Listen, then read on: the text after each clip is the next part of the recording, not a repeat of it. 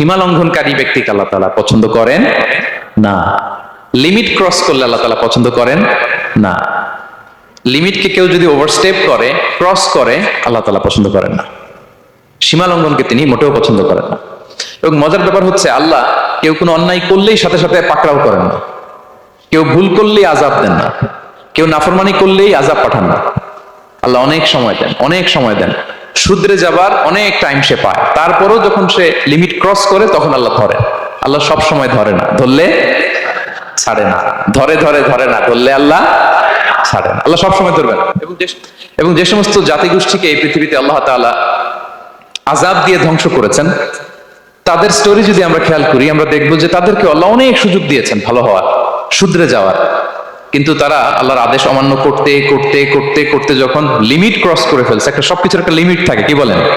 We all should know all limits. আপনাকে জানতে হবে যে আপনি কতটুকু পর্যন্ত করতে পারবেন, কতটুকু আপনার সীমানা। You should know your limit. লিমিটটা আপনার জানতে হবে। তারা যখন লিমিট ক্রস করেছে, আল্লাহ আযাব দিয়েছে। আপনারা সামুদ জাতির নাম শুনেছেন? তাদের কাছে আল্লাহ তাআলা একজন নবী পাঠিয়েছিলেন, নাম হচ্ছে সালেহ আলাইহিস সালাম। আল্লাহর নবী সালেহ আলাইহিস সালাম, তিনি তাদেরকে দাওয়াত দিলেন যে হে আমার জাতিগোষ্ঠীর লোকেরা, এক আল্লাহর ইবাদত করো। তারা অবাধ্য হলো। তিনি সত্যের পথে আহ্বান করলেন, তারা এই কথা শুনলো না। একটার পর একটা আল্লাহর পায়গাম আসে, তারা অবাধ্য হয়, তারা অবাধ্য হয়, তারা আল্লাহ তাআলার আদেশকে মানে না। সবশেষে সামুদ গোত্র, তারা আবার খুব শক্তিশালী ছিল। তারা পাহাড় কেটে আর্কিটেকচার করে, ডিজাইন করে কিভাবে আবাসন তৈরি করতে হয় পাহাড়ি এলাকায়, মাউন্টেইন এলাকায় কিভাবে আবাসন তৈরি করতে হয়, এটার ব্যাপারে এক্সপার্ট ছিল। তো তারা সালেহ আলাইহিস সালামকে বলল, সালেহ তুমি পাগল, তুমি জাদুকর, তুমি যে আল্লাহর কথা বলছো আমরা মানবো এক শর্তে, যদি এই পাহাড়ের ভেতর থেকে 10 মাস গর্ভধারিণী একটা উট যদি বের করে আনতে পারো, এমন একটা শি ক্যামেল উট যদি বের করে আনতে পারো, যেই উটের পেটের ভেতরে একটা বাচ্চা থাকবে এবং উটটা পাহাড় থেকে বের হয়েই বাচ্চা ভূমিষ্ঠ করবে, এরপরে উটের দুধ যেন আমরা খেতে পারি, তুমি যদি এইটা দেখাইতে পারো তাহলে বুঝবো তুমি সত্য নবী। দোয়া করলেন, আল্লাহ আমার এই জাতি সামুদ, তারা তো চেয়েছে যে পাথর ভেতর থেকে যদি একটা উট বের হয়, ওর যদি বাচ্চা দেয় আর দুধ দেয়, তাহলে তারা তোমাকে মেনে নেবে। আল্লাহ তুমি মেহেরবানি করে এই মিরাকেল, এই মুআজিজা তুমি তাদের দেখিয়ে দাও। আল্লাহ তাআলা দোয়া কবুল করলেন। হাজার হাজার মানুষের সামনে চাক্ষুষ দিবালোকের মুহূর্তে পাথর ভেঙে একটা উট বেরিয়ে এলো, বিশাল আকৃতির, এবং 10 মাস গর্ভধারিণী উট। সাথে সাথে এই উট বেরিয়ে বাচ্চা প্রসব করবে এবং সাথে সাথে এই ওলান থেকে উটের দুধ বেরোতে লাগলো। হাজার হাজার লোক এটার ওলান থেকে দুধ নিয়ে তারা তৃপ্ত হলো। আচ্ছা, এই মুহূর্তে তাদের কি করা উচিত ছিল বলেন তো? আশহাদু আল্লা ইলাহা ইল্লাল্লাহ ওয়া আশহাদু আন্না মুহাম্মাদুর রাসূলুল্লাহ ওয়া আশহাদু আন্না সালিহান নাবিয়্যুল্লাহ, এটা পড়া দরকার ছিল না?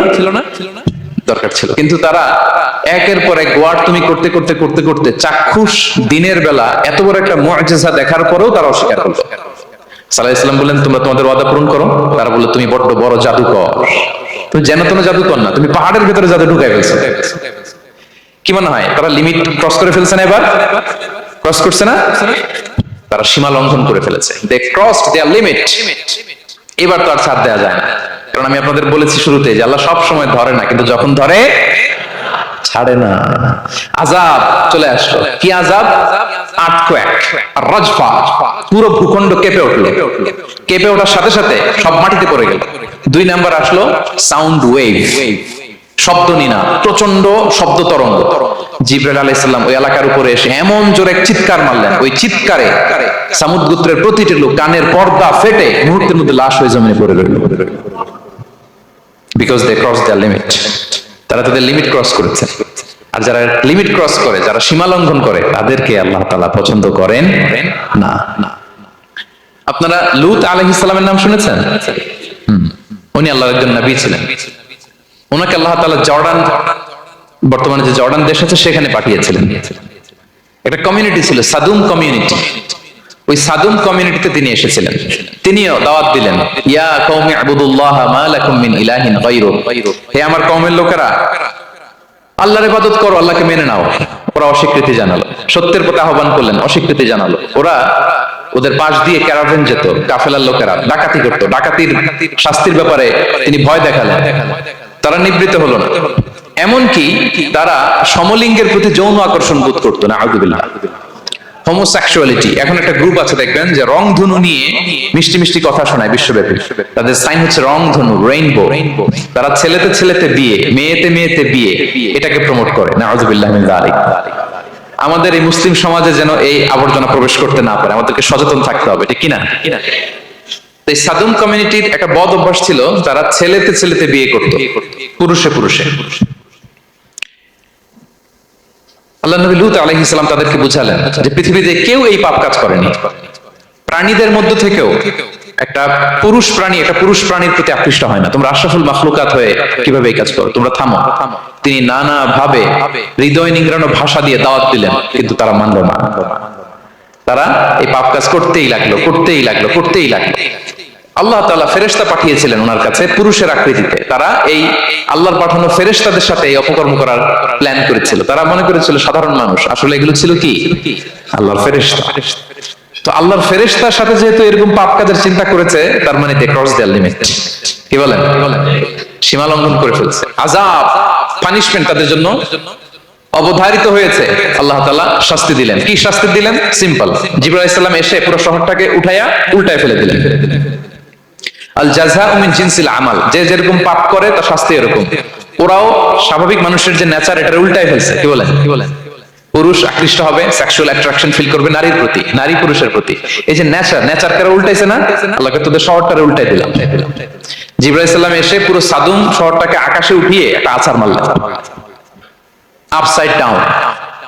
উপরের অংশ চলে গেল নিচে, সব মাটির অতল গহ্বরে।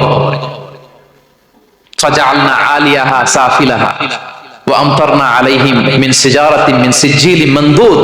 আল্লাহ বলেন উপরের অংশ নিচে নিয়ে নিলাম, পুরো শহরটারে উল্টে দিলাম, আর পাথর বৃষ্টি বর্ষণ করলাম, সব শেষ।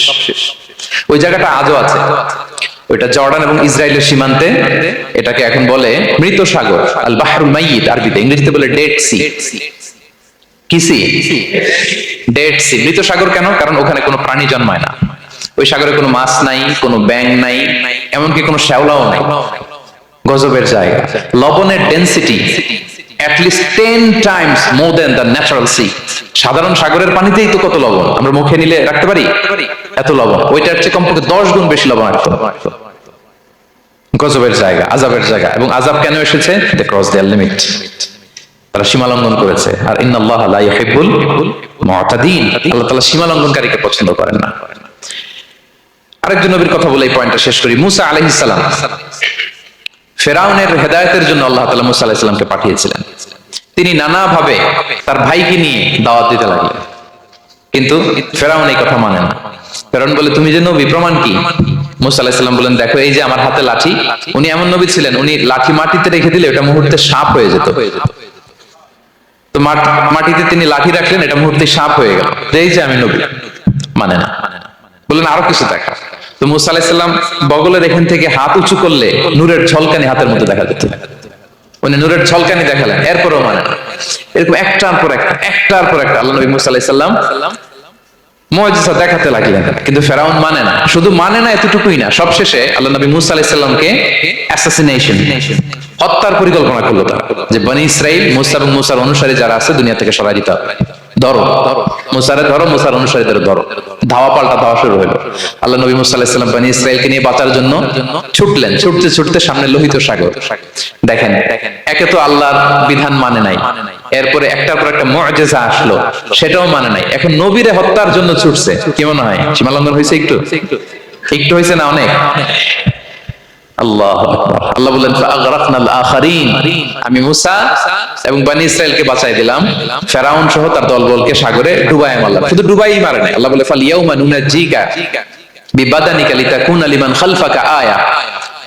ফেরাউনকে লোহিত সাগরে তো ডুবিয়েছেই। আল্লাহ বলেন, ফেরাউন, তোর অনুসারী যারা পৃথিবীতে থাকবে, তোর চালাচামুন্ডা যারা থাকবে, তোর খালাতো ভাই, চাচাতো ভাই যারা দুনিয়াতে বেঁচে থাকবে, তাদের জন্য তোর লাশটারে আমি শুটকি বানিয়ে রাখলাম।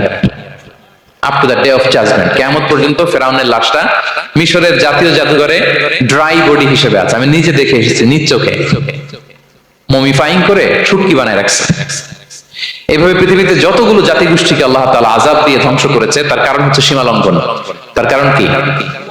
প্রিয় ভাইরা, আমরা যেন আমাদের লাইফস্টাইলের দিকে একটু খেয়াল করি যে এই সীমা লঙ্ঘনের কাতারে আমরা চলে আসলাম কিনা, আমরা চলে আসলাম কিনা, আমাদেরকে খেয়াল রাখতে হবে। আল্লাহ তাআলা সীমা লঙ্ঘনকারীকে পছন্দ করেন না। ইন্নাল্লাহা লা ইউহিব্বুল মুআতাদিন, তিনি সীমা লঙ্ঘনকারীদেরকে পছন্দ করেন না।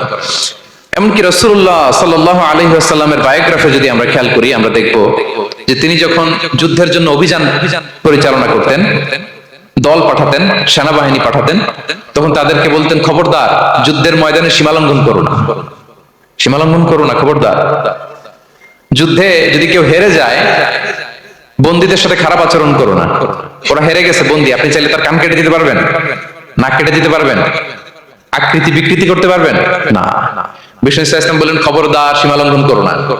যেখানে যুদ্ধে গিয়েছো ওই এলাকার শিশুদেরকে মেরো না, ওই এলাকার নারীদেরকে মেরো না, ওই এলাকার পাদ্রীদের গায়ে হাত তোলো না। সন্ন্যাসীতে যারা ইবাদত করে ওদের তো দোষ নাই, সিভিলিয়ান নাগরিক, তাদের গায়ে হাত তোলো না, খবরদার।